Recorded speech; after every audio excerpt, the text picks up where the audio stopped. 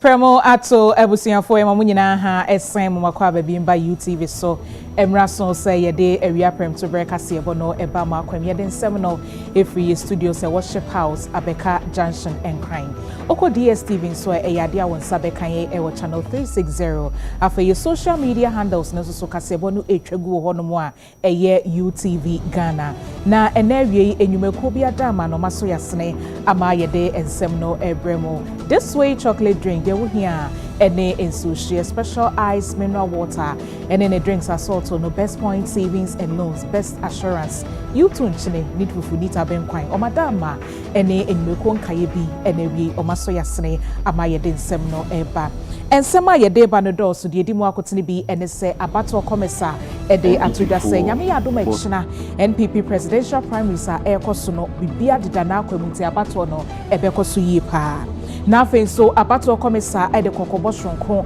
akwa mampanyifo ahodo mayi wo manimo mo preference to dibre ewo NPP amanyoko no enim se nyame ya doma china abato no omo hweye no machitafo ankwa ankotwintwan niema na mu se de be ya wo mo to aba no ombenya omasumdwe ede ato aba no kama Yeko NDC amanyoko no emu panya wo trotro edema wo mo owura fifi fiavi kwete ede atudwa se omo eya hoboa etwen omo internal elections no enti hyehyeye wo ho ene se mpanyufo a omo aye krado se omo be predibre bi e wo sa abato onim no omo hwe anim se aka abosumi nsia ama abato mre na so no e wo se obi a wo kura dibre dada bia ede ni dibre eto honom na fenso mpanyifo mo ka biewom ewo ya ho de ne ensem so ediato aban anim se lifeline electricity policy no ewo se omuhwe di biem se de be ya wo mo esefata se omunya so mfaso no emfaso no betimi akọ ede amawo wei ene ensem bi eka ho ene wie yede ba besom mo se prem to break ase ebo midin ene abna bayi nyano afe ye hye ensem no ase Nyame adoma wochene memory January bosome de etoso eduasa baako na NPP presidential primaries no ebaso na abato komesa ede atudwa se bibibia woso omudigu akwemu hwe ema nyame adoma echina abato no ekoso wano no omo aye ne pepepe ntima obia emuhu na omo ede atudwa se eye ballot papers omo print aye ready no centers ahodo wo se ekonyina nyame adom ni nyina akwa akodun kaye no so mbehwe se ebedru ansana ade achen na omo se edru abato mre no mo besre se obia emwa se de beya isi adwuma no ebetimi akoyie ma bibia adaho no mo fine NPP for most of the time we say omo out of government omo ta elected omo flag bearer at least 2 years before the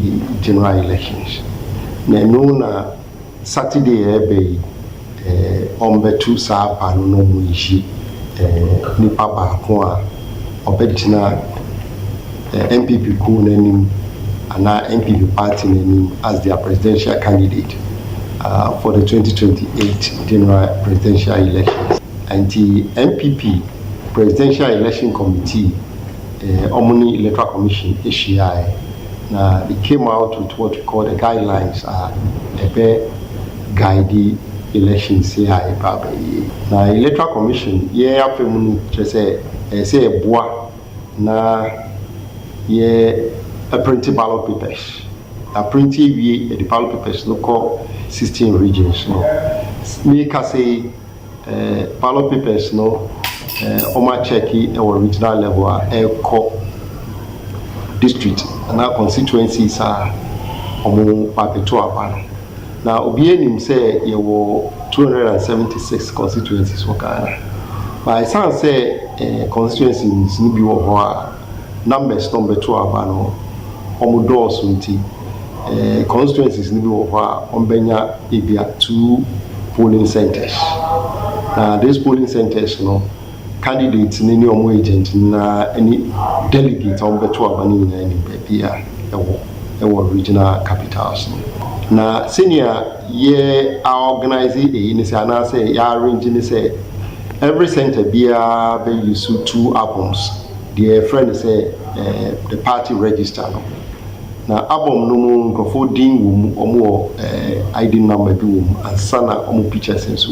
It is an new man and ombe use e dey check one delegate a be pa ho a akoto aba na the here ne say ukọ a isan say abom na e behwe mu na odin ene opicha no say ukita ebia Ghana card ukita voters ID ukita ID bia odin no opicha wo so a ebeboa ema identification process no ayentem 333 centers in ebe vote na nipa dodo ebe to aba no Saturday no omu ye close to 212,000 it's 211,800 plus omu no be to aba no adipa kun so ewu mu no say guidelines ni kire say the day before election day Saturday obi enu kwan candidate ni bi enu kwan say then voting na I say 24 hours to the day of elections so campaign process it comes to an end adiba kun so e wo mu no say it is an offense say ukọ na ukọ akovotu a san say egu ba kun say MPP for election no mu ye no ubetumi ahye wo MPP atade but the wo mu no say enye say wo hye atade a esunsuni a kire say wo candidate we afa to ahye candidate we t-shirt mra emma ho kwan say wo yes I but MPP colors ni there ubetumi dey ahye akọ Ora Frederick Tete Kwantre for Penny Ebano Research Monitoring and Evaluation wa abato commissar wadano assign editor to be so besre say empenyufo a omayi omani mo pre Frank to dibre ewo NPP amanyoku ni nyame adom echina abato no omonhwe no machitafo ama honom ama metwintwan abato no anemu omo besre se de abato no ebekọ ama wo bi enya no honte ase abasabasa bia ensinti omo besre se nka supporters no montwe omo na wo mo a omo to abasi ahenefo no enya omasumdwe ento aba no election year here kwakotu primary here kwakotu ye man kwan say obi be kwakovotu proxy adwoa entumi ama ana kwame entumi ama enti kwesi ebe votu ama onu kwesi no asa votu ama kwame man kwan sa enti we delegate bia kita one vote we are senior amrano kan we fro na wako ifie na officials on be share elections no so ye electoral commission district officers any omu deputies assistants any omu secretaries ebi krampo or krampo hu ebi electoral commission driver onu kra ka hu because we permanent staff of the electoral commission into omu no be election officials on be share about one so about one starting on song na ewia no mienu anti ewia e be kind abano ewo polling stations ho a na be kind no na the woman say mrama nkwan say candidate bia the two agents but two agents no baako ebewo part of the team no at a time me patch say you can have your second backup and they say baako brea and as a person ko ba bia obetumi asignal the other agent and say on be replacing until every particular point in time no, agent baako for each of the candidates in a juma the polling center hall sinami kan no ye kan apano e polling station na and a polling center na ye the back call results no back call your regional office of the electoral commission and one also ye ma kwan say candidate no omo agent and so etna house in be on be share coalition process no say candidate no so no world region no person ko share so betumi na wo kwan say to ko e de ko share the esrani say candidate no omo supporters in the count they should stay outside the perimeter of the voting place so they be emfa tension bia you can results no boom regional level ni we are then you best send the copies of the results no electronically about headquarters of the electoral commission no mahu kwan say agent no bi papa say me be ya e be put figures into ye wi a ye nyina be move akọ MPP headquarters I was salam down the one be declare final results the best ni say munye delegate do be MPP supporter yes raw certain feel the ebekosu bia no media no be more wide ati San say IDP amiati as SSL. So on Sandy Grandpa, every center be a minimum of about 70 police form and it wouldn't be here or a new quite so be upon the creative problem. Yen Electoral Commission, the bay after Midday, the SSA, Senior Bay peace. Any a friend is saying in Kabum, any Asumji, Ebepa, or this election. We are committed. Say we do our utmost best to make sure that these elections run peaceful and successful for the NPP. Atebu Divisional Commander ACP Kweku Bempa, wane omo District Commander ASP Julius Akpeleme, wamo ene asrafo ne bambofo omo momensimu akabum ama omo ebo bambo hu deru achre adehye honum nyina ne tutu ene NPP esia hene fre wo se nyame ya dom aba na omo kwa akoto no ombehwe ama bambo nsem apa akoso nti omo so nya omo afemu de na bibia intimi nadin. And the entire about pro room and they say preparation towards the MPP flag bearership elections are about 31st. Now I assure public and say they should be rest assured. Say the police is poised to ensure that the security before, during and after the elections. Yeah, and there's also police. Or police, or more than somebody pump on the Japanese online. Obi obo Japanese on one kwan on by the other than one as also. The will be answered by MPC to travel be a baby near Mons and Biawa. And for the safety of the people in Tina, Yawasa, the mind come up to him. We are about to be our mamma to about freely. We are in Rome now. Yeah, I don't know the channel, the Nimra, and anybody, a paper. You're professional. What man away and all you are, you young who didn't come up.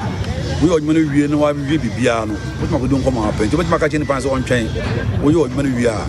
We shall not do. And to that end, you have a full commitment. So we are young man of any agro.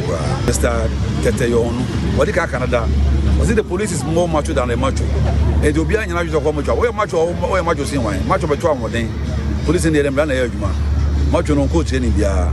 And Adiana Wapaja, and I could train in the body pump on the Japan by. And those are mature and they'll be ready. We are waiting for you. Best Saturday deploy by 6. But before then, we're now one more far, ballot boys, they can't deploy that. By quarter 6, Diana, you are ready. I train my using it and Sanso ena epoye mantemunso Deputy Eastern South Police Commander DCOP Phyllis Osei enso abokoko ama ne manfo nyina se omunya hwe papa wo maye omadwene se nyame ya adoma echina NPP presidential primaries omo de atwatwa asem ene niema ensem fata no mbeye wase no omunye krado isanso omo bambofo no so aye krado etwen wo mu obi bi obefom no emra ene no ebidi. When I mean by saying the end of the instance, definitely be able to pay in percent. Now you say one of our mandates, life and property. They are going there in our numbers, so that at the end of the day, everything will be successful. The man can say before that they share lead the seminar, aspirant lead the seminar in the office. No man say soon you go here election as you say we should. One family, how much in one family? I don't know the game. Soon we begin to see, my ship. Because it's something positive. The idea is to do, but just it's an open place and moving doors. Compare as per the t-shirt, color, strap, normal dress, what they want to do here. That one should start from 7. That one should not corrective resource. No, give it my baby TV. Titreni Emma NPP Presidential Election Committee eye onumunya for Joseph Oseiwusu ene ewo mpuni mpudwumedie so panyi bai me yene no edi nkomo na wotre mu se omonso abo mo ho yie papa pa etwen nyame adomechina abato no nti obi a waye na adwen se obeye de ensem fata e de apetwintwa omanemu ne die omonso so de niema pa egu akwemu etwe sankofo ne se enya de a omo ebe mo kwan kra.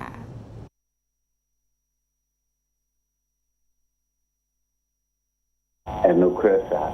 Delegates in 211, 894. Okay. National Council CM Fund Roving Cameron to Busua, 821 among the Yen say, Namia do my bit me reading or Macron. Okay. No, me honorable me bow, Muyan share some of the Macron, or China, the Anna say. Not the one tea, and it is reading the Yaya, and you may okay. Oh, okay. I say. Okay. And you might institutions where test control be like a that's all to be national executive committee will to be. I'll say I'll go in now for even to me now at the account. He will soon and day. Okay. And since the sentence do say na yen share anymore. Nipa baby I had to money I know your souls here 277 at the soul. Because third party headquarters is on one to come. Only no come 277. Okay. Name police centers in the Ebra Hasa. Oh. Yes, the baby and the Panopura Pimbia and the okay. The baby said, Don't come in your mobile. I can't run up to me. You be champion son. Okay. Sebea, Ubia between us to the end. Not engine a munche. And ebeye ne saase be ya nentem so okay be sabat na se no so okay no miru ni apon okay enti no miru de wo awugina line mu beto no miru body aye mu bi foforo grabonte meka okay okay na obi beka se eye hu ne se eye no mu abato a ye nyina ye hu se okọ na wakoto aba uwia no afi hokọ ana say we go through some checks bi akwakoto uwie so a yasen a check wa na say netie there be we the assistant on say one yema yen delegate no yema e bibia share so they will delegate no ba for ourselves to be bra what the voter card buy a beji okay what the Ghana card buy a beji what the party ID card buy a beji okay driver's license buy a beji what the passport buy a beji okay and no my best say what say they would do register no asana am wowram nti wo ya na wakoto aba na okọ okay okay what can say obi obekwa akoto aba no na bi e de sheet ballot sheet ama o tu wie no atwon phone na watwa se munye hu ne saa na tese saa aba no nipa no obelusi nya de se mo de beka ho anya bi ama yen hyehyeye a mo be make sure saa de no ensi na se esi so a mo betu ho ana mo ana the big guy is phone grandma from Kobe be oh okay apart from one more Gina Home Mackenzie for agents of the contestants in the Bema with phone ako via the phone if I chose generally Okobano of the now over the few go to Bano before the call. But to be over a temporary way and a pager or the children that the what they will go to the children, your mount fund to other can. Okay. And a person for the phone is very alert. Okay. Be our best in Yemina when you find there as from Blackosha like a mount fund to other can. And to be a channel so. Okotwa beni we are up board there, now the rest of that can. Okay. Camera. It will be a shield they go up. The chill will go to the amount from Cotrada Cannon. Okay. We are in shadow soon. A bomb said, a bomb they said, Ubie, Yempi, in a soul cafe. We cross our TNT and Mississippi. So, yeah, the best will be our own wine and you're prepared so far. You're back to the Aquacam. Okay. At every step, we are in a trust for doing they present a book for any adjust to Masana to us. I any Pesua, a little trouble, whatever, one wine and your book of mine. Tesano Divisional Police Commander Fonso Abamane say Omoya Hoboa train Yamiya Domochna NPP presidential primaries no modi atuja se wo mayo madwen so de macho men ebeba se ne de ombeba no na emrano so ho a train wo mo DCOP Anita Abrokwa wona ye Tesano Divisional Police Commander Ninsemni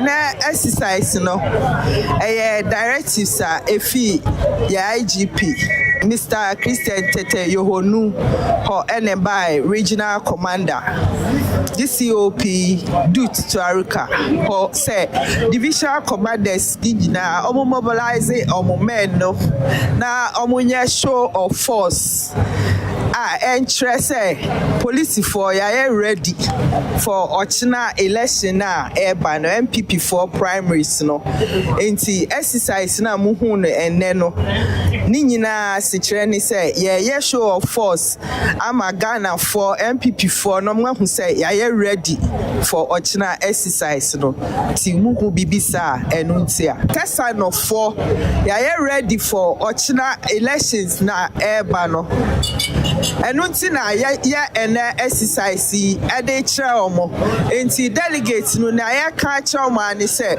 for Okakwe North Okakwe Central any trobo Tesano division say ya ready yen here macho men bia ya kasa ene ye be ya adwuma no enu nti delegates no obia why na adwi say odi macho men bi eba omon sisa omadwe no omuntu omufo no omon sign because ye ho de omuba obia enya kwan uba now ye wadwe say the force banso senior directives na ba no ye be chu ne ye de wa famra kwan no so pepepe ochina exercise no sa ebe ko smooth na bibia aye fefefe no nia MPP for ede aba say ye fanya adwuma no ye be stress delegates for no omudi sanya mani nyina be ye adwuma pepepe na at the end of the day bibia ebe ye fefefe.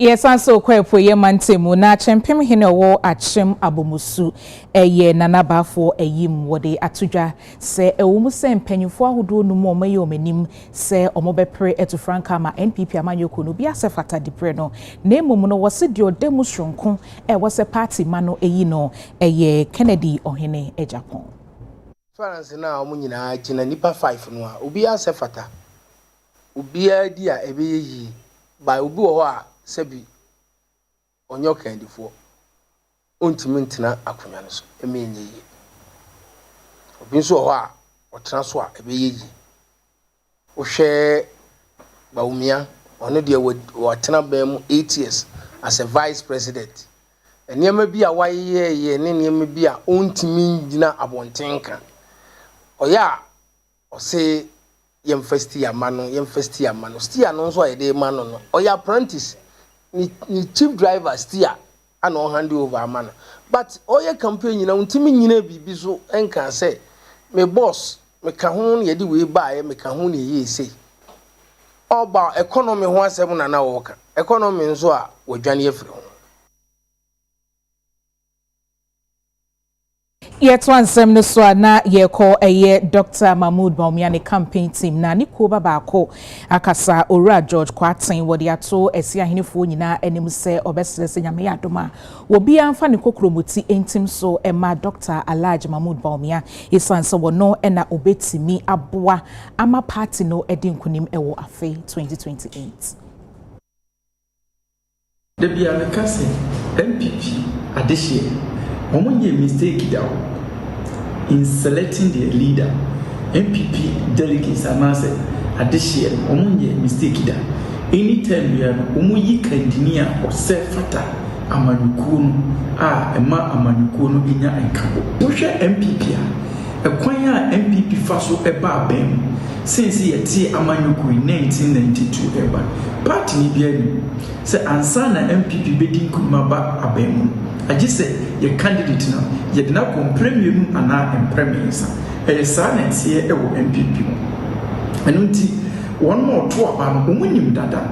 na Dr. Baumia so no omunim no dada nti bibia no a omoka enye no na reflect e wo fo se wo ko fom ho no ma kasa no nya sa kwakwa emu asɛm a fomfo no eka nyina ye efutu o mode ma no se papa na ye wo abem no enema ba ko mielu bi koya ye fi se amwa nti no nyame ya adom oba ye mfa kwan foforo so na ye ne esiesie na bibia enye kama. NPP Zongo Group omo ede atodwa se onmunyamfo Kennedy ohine Japan ena omota nechi esanse omo hwo na sefata se obeba betu franka diama NPP amanyoko na Sheikh Dauda Mohammed wono eneye constituency secretary ma NPP amanyoko ewo Kintampo North wona de nsem no etodwa ye shia se ye bedi komo afa NPP presidential primaries ana abatwa ede yanin 31st January 2026 ya ayemi da ede yanimi na de ye kan se ye pese delegates no esesa na omuto abano ema honorable Kennedy ohini Japan Kumewum Rashebedwani onumunyamfo Ernest Yaw enim akasa ede atodwa se Dr. Alhaji Mahmoud Baumia wono ene betimi aboama NPP amanyoko na konanim ama afi 2028 abato no omedi nkunimti obia entai nechi abe committee no anamontu potin be pa na mutu said ye be ya ene onche yesi o vote buying anase delegate inducement eto obetimi etwa message na ya anase motu anamon bisa amobe prevent saade ne se nkoso ana nyamiti enkana enipa bebre de ensembe dadamu ebehwiamu na anokra de mete ye ne se yewura Dr. Mahmoud Baumia ene Ernest Yawonim ebeyi free album mu asama ameka ama obia te wa ha ne se yewura Baumia enye 31st no ohwe o hwe 2028 enna ye ka say yen and ye be ye adwuma de party no akọ 2028 adan na obi a aniswade hunu kese say esi nani so obefa sa adwen na afa ho nti delegate a ote ha arishemu amede ma ne say obi ani sa atrimu pono say obeyi obi free album mu Titneni Emma NPP Presidential Elections Committee Eyon Munyamfo Joseph Oseiwusu wakasa ede atudwa se samre pa de omode omani atofo mehu se vote buying bia se bi obi disika kwa akodada obi amana to abama no bibisa enkoso abe committee no anamontu potin be pa na mutu said ye be ya ene onche yesi o vote buying anase delegate inducement eto obetimi etwa message na ya anase motu anamon bisa amobe prevent saade ne se nkoso ana nyamiti enkana pre yenye bibia fa board buying okay okay aye nkwanchen ubika court da ho bobo na otete wa so benya dance bi pa so bije we ana obije unya bi so obeti ase so bia mo ka esika amba party no ma ye delegate ni ka esika o enti no biso we discuss koto aba papa ka koto aba ya na edin so bisi bi kwan me constituency be kwa baby e wapa no be kwasiri edunum enti se di pasu de keska wende enti so bi man keska no be ya na in time fan say ye okay na obi so baka on kas committee no omo abo adwuma oni aspirants ni because so far said ye si kone de ye ni je ho na so obi so tension obebisa o say who watches the watcher eye dena committee members obi a woni interest maybe obi a woni aspirants na kuma mu no omba abonten me kan de ba na kuma mu no onim say aha say na bia medeme de continue wo hye say bia me candidate we enti ebeye den omanfo anyamwa rehye mu say eba no se niema enye neutral bibia sa bekoso as committee chair assurance be na odbe ma ahwefo ne omanfo mo hye nyina me de se wa just we say wo mo a omu jira no mo se omani aso adwuma ye na bibie ni wa ye di pa omochi okay ana mo bia ye tu bia ye fra o mo bi decision there take bia ye fra o ye print register in fact ye audit register ye no mu nyina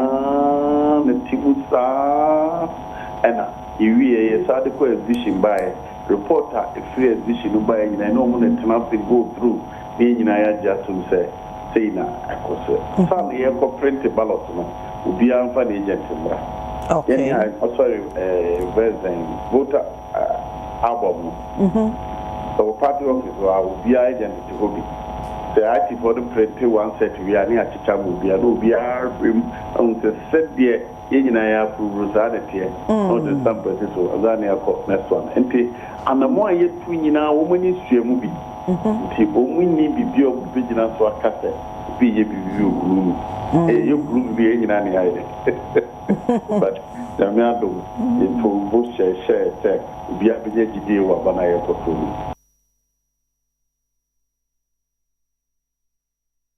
Iyako NDC amanyoko no emu na omotrotro penyi ora fifi fiavi kwete abo amanie se omonso NDC amanyoko mabato ebeba so nyame ya adoma December bosome de to so dunkuno ewo afiye mu ne no na wotre mu se empanyufo ahodo mo kondo se omo bepre dibra ahodo no se dru samre na omonhwe se aka bosome nsia ama emre na so ama omato aba no omo a omo di bread da omo pese omo pray bi no omo hwese sa di bread no omo wo no omo de ni na ebeto ho no mo ansa 6 clear months before filing nomination forms. 2, chairpersons or members of boards or persons in analogous positions are exempt from this restriction. Why? Because they are not full-time employees. So those who are full-time employees are affected, and the following are those who are affected. The affected officers under paragraph 1 include, they are not limited to: A, ministers and deputy ministers; B, chief executive officers, managing directors, their deputies or analogous officers; C, metropolitan, municipal and district chief executives. So those are the 3 main categories.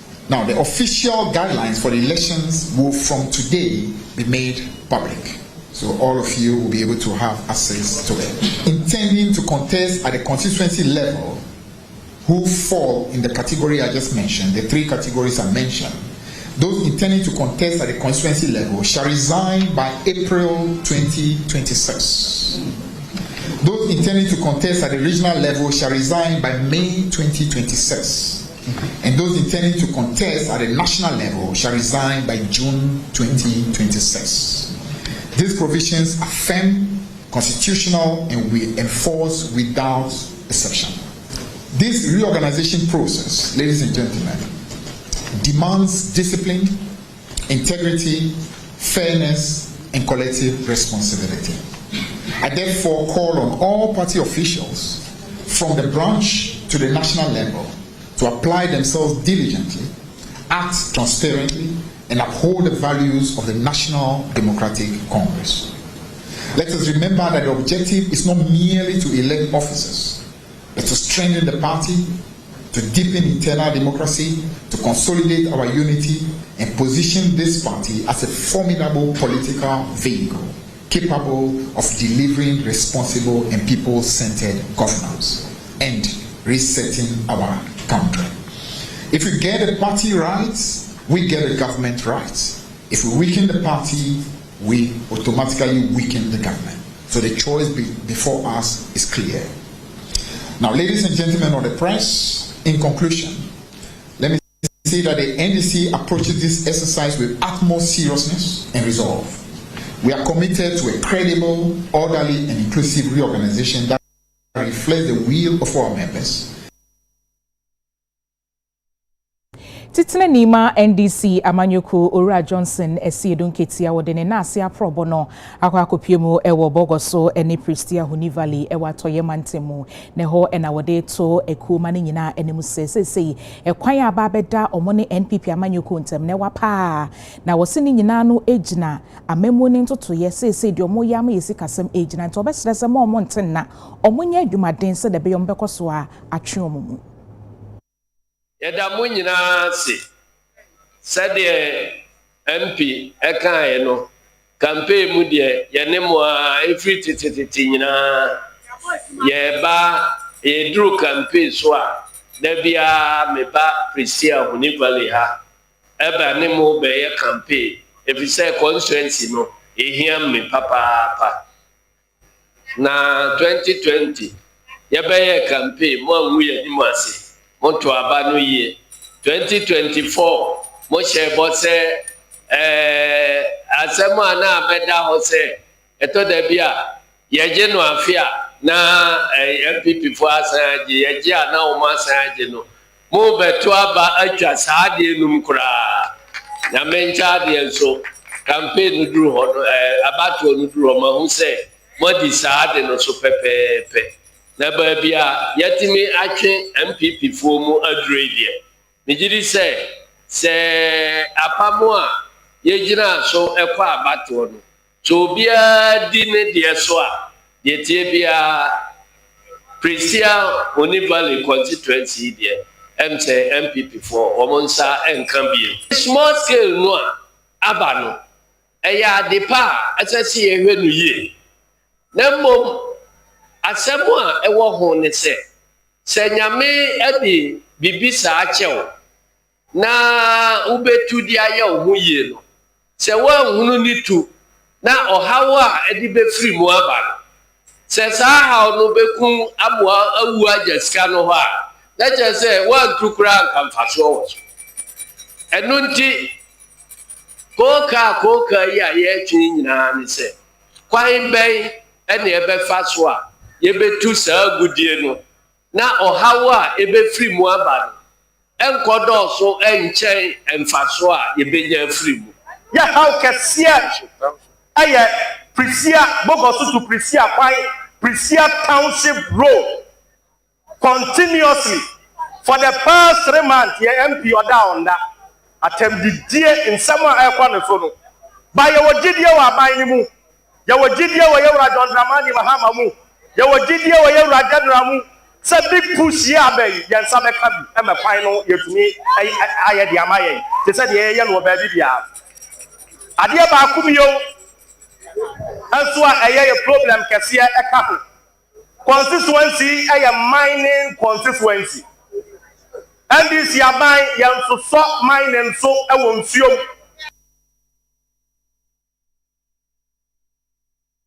Nhyiamu kɛseɛ bi ɛkɔ so ɛwɔ nkran ha ɛma ɛyɛ bambɔ mu mpanyinfoɔ ahodoɔ bi a ɔmofiri aman bi te sɛ Burkina Faso, Liberia, Mauritania, Nigeria ɛne Mali ɛbɛpie mu wɔ hanom se ne hɔ ɛna wɔsoafoɔ hwɛ ama no ne nsɛm so onmunyanfoɔ Samuel Kudjeto ablakwa ɛbɔ amaneɛ sɛ ɛbibre atɔyɛ fam hanom se wɔn te atua no enipa ɛnwo wɔn nsɛm da bia mpo no na enye nipa aduanan 44 wɔse ano ɛde ntɔbɛsrɛ sɛ mpanyinfoɔ a ɛbibre matɔyɛ fam ha yɛdi so anase yɛde daadaa ma ahodoɔ ano no yɛka yɛn ho bom ne yɛboa ma yɛ bambɔ nsɛm no emu Challenges we face are not confined to a single nation.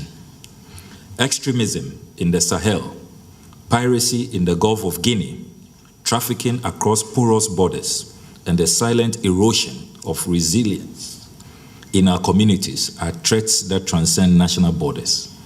They remind us that no state can stand alone. Our strength lies in unity, in pooling our wisdom, and in the courage to act together. It is totally unacceptable that we do not have an agreed regional vehicle to address this trans-border challenge. And that is why we have convened this meeting as leaders determined to find a lasting solution to this threat. We meet at a time when the sub-region faces deep structural pressures: violent extremism, terrorism, instability, climate stress, food insecurity, and youth unemployment converge, creating vulnerabilities that extremists and criminal groups exploit. Intelligence, therefore, cannot be confined to kinetic threats alone. It must encompass the broader picture the economic corridors that sustain trade, the border communities whose livelihoods depend on cross-border movement. Through intelligence gathering and interagency collaboration, Ghana has chalked some successes in making some arrests, but there's more work to be done. This high-level consultative conference, convened under the visionary leadership of His Excellency, the President of Ghana, His Excellency John Dramani Mahama, is precisely designed for this purpose. Oswafo a wɔhwɛ adansie ene enyuma so eyonumunyafo Gilbert Kenneth Ejei Samra ye kasei opanyi adan 24 Premium and Express Service Center ewo State Housing Company Limited omo headquarters se de be betimi aboa amra emre dodo a omo de som adehye no ebetimi aye emre bia de bia no se obi bekɔ honum anopa awia anadwo no ombekɔ akoto mpanyufo amomo ahyomo. I am delighted to be here this morning to commission the State Housing Company Limited's 24-hour Premium and Express Service Center, a facility that represents not only institutional innovation, but a clear demonstration of government's commitment to transforming public service delivery in line with national development priorities. Government has adopted a 24-hour economy policy as a flagship intervention under the broader reset agenda.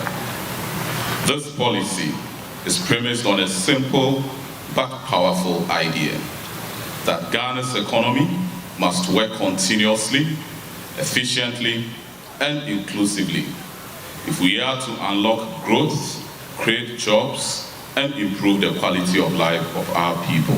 This initiative directly addresses that gap. By providing round-the-clock access to housing-related services, State Housing Company Limited is improving convenience, reducing transaction delays, and enhancing customer experience. More importantly, it is reinforcing government's commitment to citizen-centered governance. This 24-hour service delivery is an important part of our government's 24-hour economy and the reset agenda. And the reset is taking place because of the change and the shift in the way business is being done here. I say well done, MD, well done to your team, well done to the board under whose leadership this is being developed. It's a brilliant initiative, and it is my prayer that the center will stand as a benchmark which shows that public institutions can deliver speed, quality, and professionalism. Upon assumption of office early in 2025, we set about an intentional exercise of developing a medium-term strategic plan which would see State Housing Company deliver better on its mandate of providing high-quality, affordable homes in thriving communities where people have a sense of pride and place. This mandate, we understood, went beyond just building houses to include providing a high level of service to our clients and the public in terms of the administrative services around home ownership. Our mandate also included the responsibility of making the highest and best use of the assets under our care to the benefit of our shareholder, which is the government and people of Ghana. It is instructive to note that the only other time in the history of the company when a head lease was successfully renewed was during an NDC administration under the distinguished leadership of the late Dr. Samuel Samoa. May his gentle soul continue to rest with our Maker. Indeed, his steps towards securing that one head lease served as a blueprint for myself and the team to achieve similar feats. We are ever grateful for his service to Ghana and to State Housing.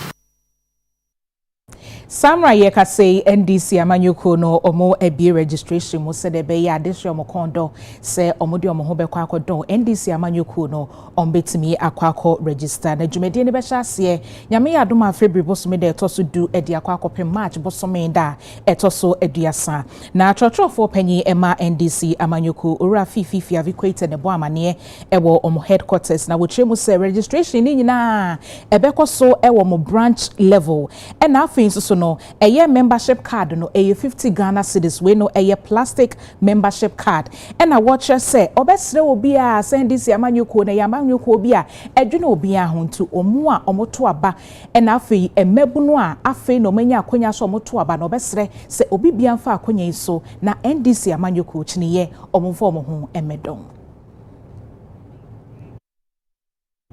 ye jina ha home kase ebo no so ye ba ye de agodie mu nsem ebeto aso